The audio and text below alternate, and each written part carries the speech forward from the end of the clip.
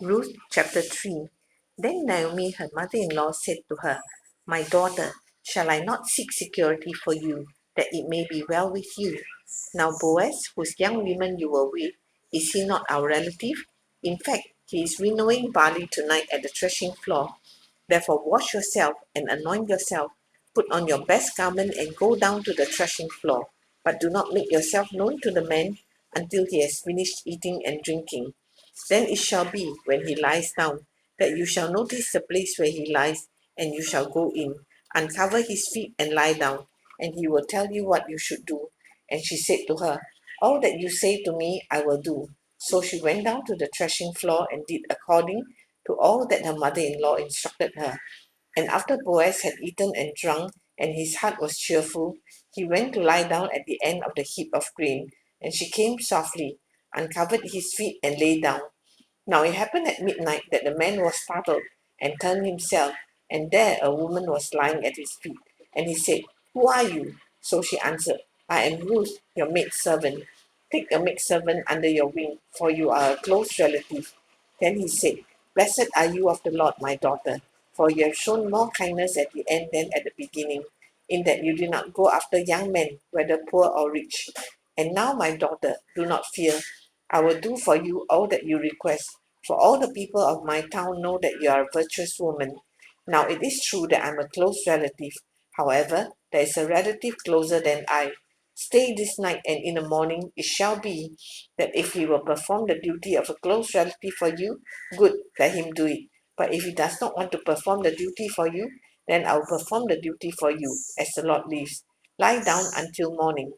So she lay at his feet until morning, and she arose before one could recognize another. Then he said, "Do not let it be known that the woman came to the threshing floor." Also he said, "Bring the shawl that is on you and hold it."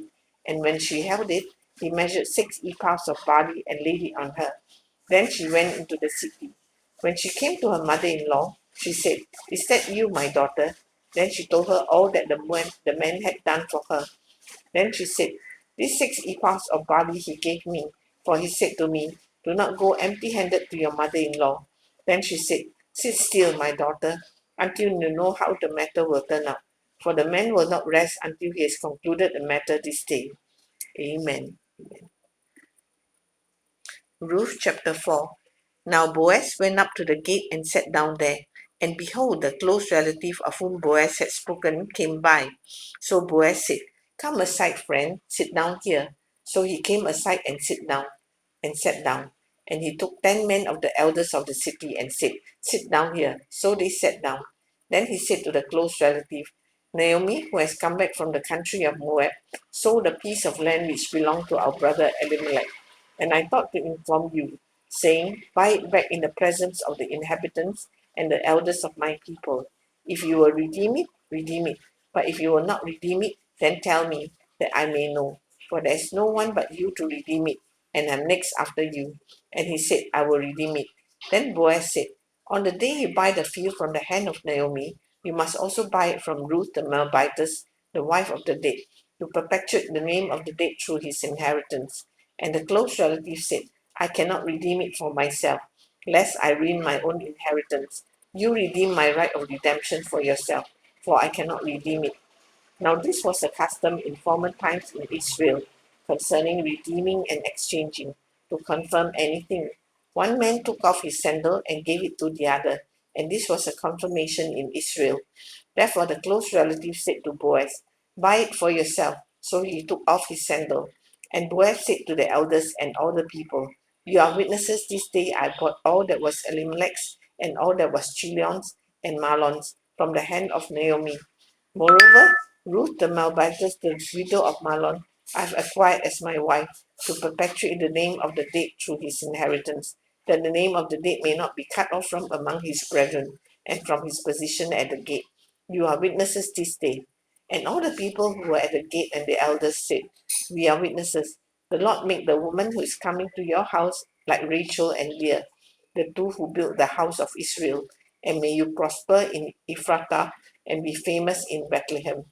May your house be like the house of Perez, whom Tamar bore to Judah, because of the offspring which the Lord will give you from this young woman." So Boaz took Ruth, and she became his wife. And when he went into her, the Lord gave her conception, and she bore a son.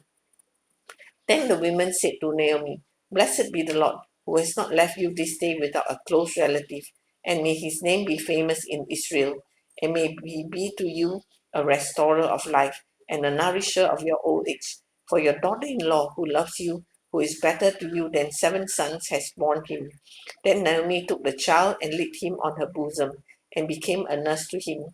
Also, the neighbor women gave him a name, saying, There is a son born to Naomi, and they called his name Obed. He is the father of Jesse, the father of David. Now, this is the genealogy of Perez. Perez begot Hezron.